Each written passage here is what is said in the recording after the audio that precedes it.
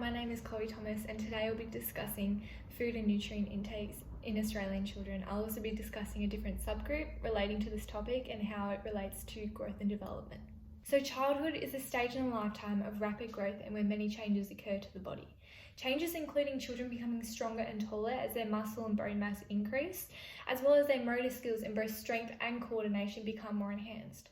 Toward the middle and end of childhood, puberty begins, where another stage of rapid growth occurs once more, then leading into adolescence and adulthood. With all these changes to the body, how can we ensure maximum growth and positive health throughout the body and the rest of the life? The answer is through food and adequate nutrient intake. Vitamins and minerals are crucial. Vitamins are micronutrients that your body needs to develop and function properly. There are 13 essential vitamins. Fat-soluble vitamins are vitamins A, D, E and K, and the water-soluble vitamins, which are vitamin C and the B group vitamins. Just like vitamins, minerals are also just as important to help your body stay healthy and grow. Major minerals include sodium, calcium, potassium, chloride, magnesium and phosphorus. Trace minerals are just as important, however we don't need them in such great quantities. These include minerals such as iron and iodine. So what are the most crucial nutrients during childhood? It is important to get as many essential vitamins and minerals in your diet for optimal health, growth and development. The best way to do this is by eating a wide range of foods from the 5 food groups every day: vegetables, fruits, grains, dairy and alternatives, meats and alternatives. Those 5 food groups reflect the Australian Guide to Healthy Eating. It is a really good chart even for children or adults, as you don't need that much health and food literacy to understand and read this chart. This chart has got pictures of vegetables, your grains and cereals, your meats and alternatives, dairy and alternatives, and your fruit. It can also tell you what to use in small amounts at the bottom, which includes things like oils and fats, and also only sometimes in small amounts. So these would be your discretionary food items, such as biscuits, juice. This vodcast will investigate if and how many Australian children meet the recommended serving sizes of the 5 food groups per day, as well as later on discover if there's any difference between children's socio-economic status, or SES, and their growth and development.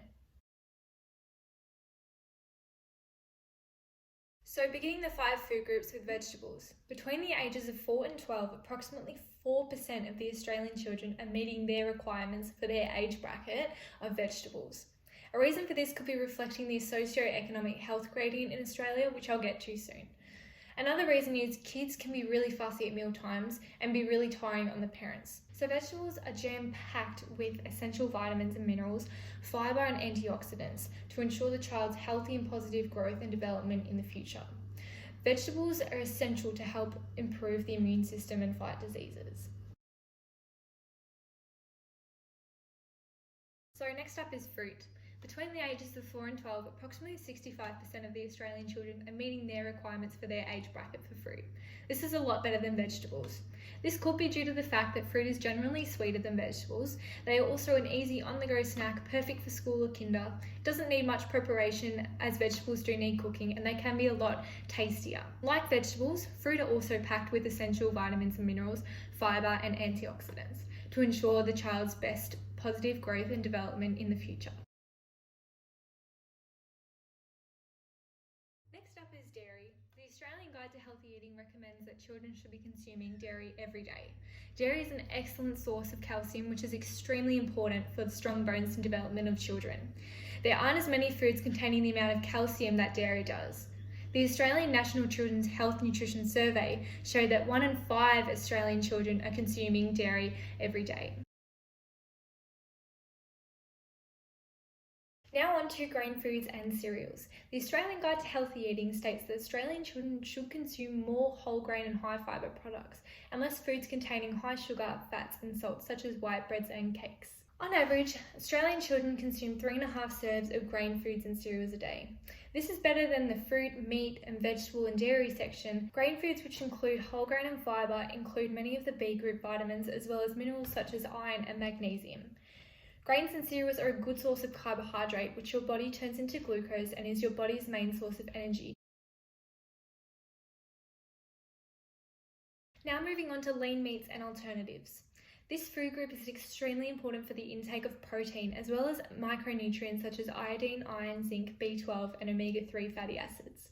1.8% of Australian children are meeting the requirements for lean meat and alternatives, meaning they are missing out on many crucial vitamins and minerals such as iron and zinc and calcium to aid their growth and development.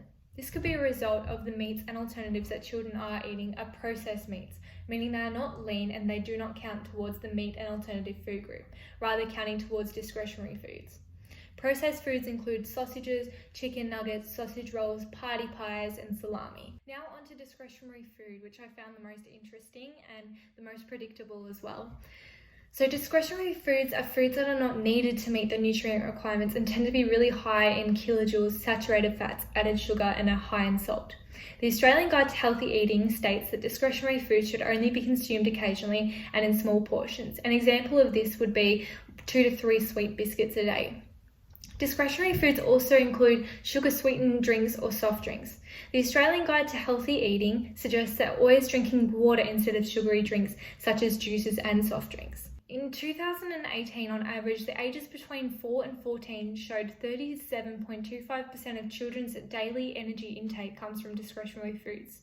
So that's 1/3 of their diet.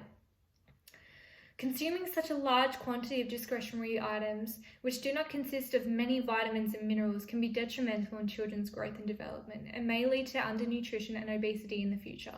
Now moving on to the second half of this vodcast, which is exploring the subgroups of Australian children. My subgroup that I chose was the socio-economic statuses. So that's between the higher and the lower socio-economic statuses which occur in Australia. So a socio-economic status is a broad concept that includes factors such as educational status, one's occupation, income, wealth, and deprivation. It can also include one's educational influence on health through lifestyles and health-related behaviours such as family diets, substance use, and smoking indoors. The higher a person's socio-economic position, the healthier they tend to be, a phenomenon often termed the social gradient of health. Energy-dense foods and beverages high in salt, fat, and sugar are easily accessible and widely consumed around Australia. Overweight, defined as a BMI or body mass index over 25 and obesity over 30, affects 1 in 4 Australian children, which is amongst the highest rate around the world. Inadequate fruit and vegetable intake is linked to increased risk of micronutrient deficiencies and other lifestyle diseases such as obesity and coronary heart disease. So diet quality and associated health outcomes follow a social gradient in Australia. Australians who are in the highest income groups with higher levels of education and living in more advanced neighbourhoods and are more likely to eat a healthy, balanced diet and have overall better health outcomes. These general differences between low and high SES diets and health behaviours are generally due to a lack of education about foods, such as why processed and energy-dense foods are cheaper to purchase, as well as why whole foods can be very expensive. But why would someone on a budget purchase expensive foods that are small in quantity when they could purchase large quantities of inexpensive items that go a long way? This is due to the household income being one of the most key determinants of dietary choice among low-income groups. The daily living conditions in which people are born, grow up, live, work, age, including their homes and communities, and their access to healthcare, food, education, employment, turn into a profound influence over diets and the social distribution of healthy eating in Australia.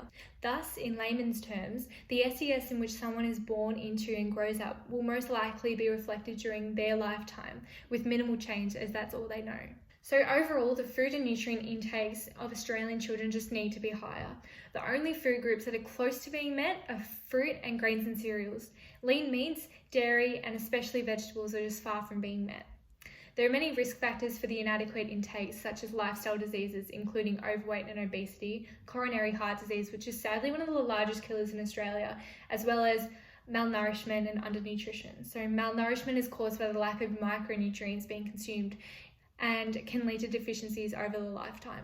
Nutritional deficiencies can cause many problems such as impaired immune function, muscle atrophy, which is the loss of muscle mass and strength and function, poor wound healing, which is from a lack of adequate protein, vitamin C, zinc, and vitamin A. This then causes children to acquire more medical attention more frequently and therefore continue more health issues. It is extremely important for the future of Australian children to enhance their health and food literacy to ensure a better outcome and reduce the amount of overweight and obese Australians due to their lifestyle decisions. If this is not met in the future, the healthcare system will continue to be strained, with people being admitted with lifestyle diseases that just could have been avoided through good food behaviour since they were in childhood. The continual use of the Australian Guide to Health Eating, as well as pairing this with the Australian Dietary Guidelines, can help promote great health for Australians in the future. By encouraging these resources, we can together help Australian children to increase their nutrient intake and reduce outcomes of poor health in the future. Thanks for listening.